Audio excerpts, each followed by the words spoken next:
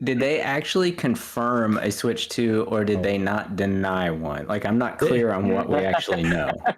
Okay, so I think it was Bowser, I don't remember specifically, said to, I think it was IGN representative, they said, the Switch is exactly where you think it is in its lifespan right now. And this is right after the reports from Gamescom as well. This was before that, actually. Before that, okay. And then the Gamescom reports came out, and that stuff is juicy. For years and years and years and years, random fake Twitter pages were talking about Switch 2, blah, blah, blah. Switch Pro, none of that ever happened. But we now have it from reliable, verified sources that the Switch 2 has been shown behind closed doors. It was shown behind closed doors at Gamescom. And what they have seen is considered to be quite impressive. They were able to play the Matrix Awakened Unreal Engine demo that was like shown off for like freaking PS5s and Xboxes. Wow. And thanks to a little thing called DLSS, Deep Learning Super Sampling, it is going to be able to potentially achieve visual fidelity that is comparable to the Xbox and the PlayStation 5. That is just, I think what's blowing me away about this is it is further than what I think I personally, maybe not Gamers Online, like what I personally expected / wanted from a Switch 2. Because really all I was asking for was a little more power, like a smidge. Could we get maybe to like PS4-ish, Xbox One-ish territory, right, simply so that even if just for my Mario games, you could output to 4K, like you don't have to change your art styles, the textures don't have to be super high, because I'm not sure if you've picked up a PS5 or an Xbox Series X, but they are thick boys, and they are they're quite large and heavy and hot. So I didn't think that we'd be in that territory. So did you guys play the Matrix demo, that Unreal 5? Not back in the day, no. No. So I've seen it. I've seen it, and it was pretty impressive. It's if it can run that reliably, that's not too freaking shabby. It's borderline unbelievable. Like when I read that report, I'm like, no, come on. Like really that? Because I ran it on my PS5 and I was like, wow, this is what I expect a PS5 to do. So if that's true, then I think DLSS might be like witchcraft, I think. So do you know what DLSS is? Anyway? I've got a high level understanding of it. So yeah. So basically it allows the hardware to render the game at a lower resolution internally. So it's not using as much power essentially. Like it's half the resolution. It depends on the setting, but it can be like half the resolution. And then on your screen, it basically fills in the blanks of the frames and the pixels. And it is very difficult to tell the difference. Like anyone who's saying they can tell the difference has either been doing this for a very long time or is just bullshitting, because it is really difficult to, like, again, if you've been doing this as a job, you could probably discern the difference. But to the average person, it's indistinguishable from basically outputting a 4K, far superior to like checkerboard, checkerbox technique or anything, because it can drop the resolutions down pretty freaking low if it needs to, and that gives you a huge overhead in like graphical processing power and just power in general, because everything's running faster.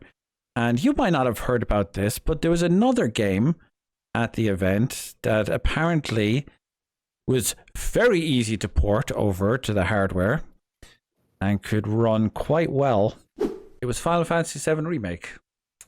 Oh, wow. Yeah. What? They were saying the Final Fantasy... No, it's not Skyrim, Cal. It will be eventually, no doubt. Will happen. You're finally awake. But they're saying they were very easily able to port Final Fantasy VII Remake over to the new Switch hardware and play it perfectly fine. And That is huge. crazy. it is going to be like, if you've ever played the Steam Deck, that is above PS4 power. In most regards, it is just a bit above, not massively. So, and that's 2 years ago. So, Right. a lot can happen in 2 years in tech, as I'm sure you know. Yeah. That, Right. especially with DLSS, if they're say outputting the game at 1080p, they can still double that to 4K, and it's still going to look amazing. And I need this in my life right now. Could you imagine? Yeah.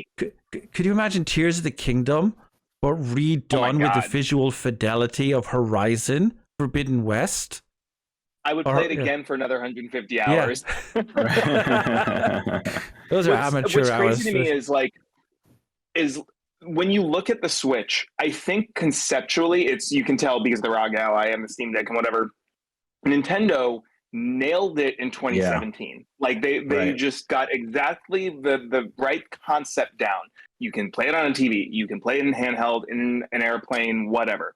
So like the only thing holding it back was from a developer point of view, hey, if we're developer Studio X, maybe we'll exclude indies because most indies can run on a Switch. But if I'm making the next Assassin's Creed, for example, can it even run it? Like, because I need to sell that game on as many different things as possible. Whereas now with this new Switch, with just a smidge more hardware power plus DLSS, yeah, now it makes sense to them. And for me, I'll be honest, for me personally, for those third-party games, I will probably have to do like a mental check and go, where am I going to buy this? Am I going to buy it on my PlayStation 5 where I can run it at 60 frames, 4K, whatever?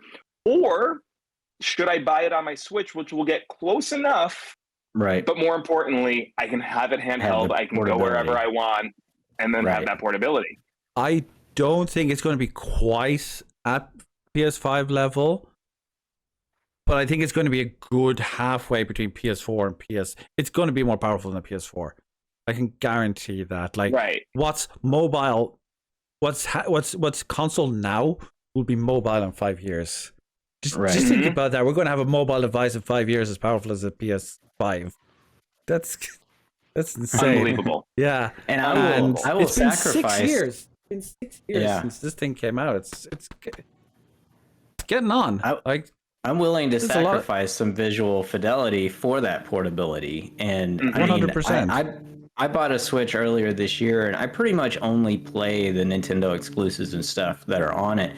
But if, we mentioned Jedi Survivor earlier this year, if that were on it, that's where I'd want to play it. I want to be able to take that with me. So if it's even close to parity, and that's huge. But you also have to keep in mind, like, they're sort of off the usual cadence now. Like, they're releasing their hardware like mid-gen, and it's already kind of last gen. So by the end of it, like right now, the Switch is limping along. Now they can, but it's still selling like crazy. People are still loving the device, like, because of the portability, and they don't care because they will have 5 million people buy it so that they can play Final Fantasy 7 remake and potentially Rebirth on the bus. Like, that's that's kind of insane. Imagine this: Final Fantasy 16 on a mobile device. Yeah, that'd be awesome. That's if why that happened, PlayStation was so close with the Portal. Like, they were right there. They could have just gone a little bit further. Don't even get me started on the Portal. Not buying a Portal. That's all I'll say. It's a device. It is one of the devices of all time. Hey there, folks. I know nobody wants to listen to a creator shill themselves for 90 seconds, so I'm not going to. If you enjoyed this, we do the show live every Sunday on Twitch at 6 p.m. BST. Feel free to pop over TNEQL. And if you would like to support us in making the channel bigger and helping it grow, you can also check us out on Patreon, also at TNEQL. Take care of yourselves. Stay beautiful.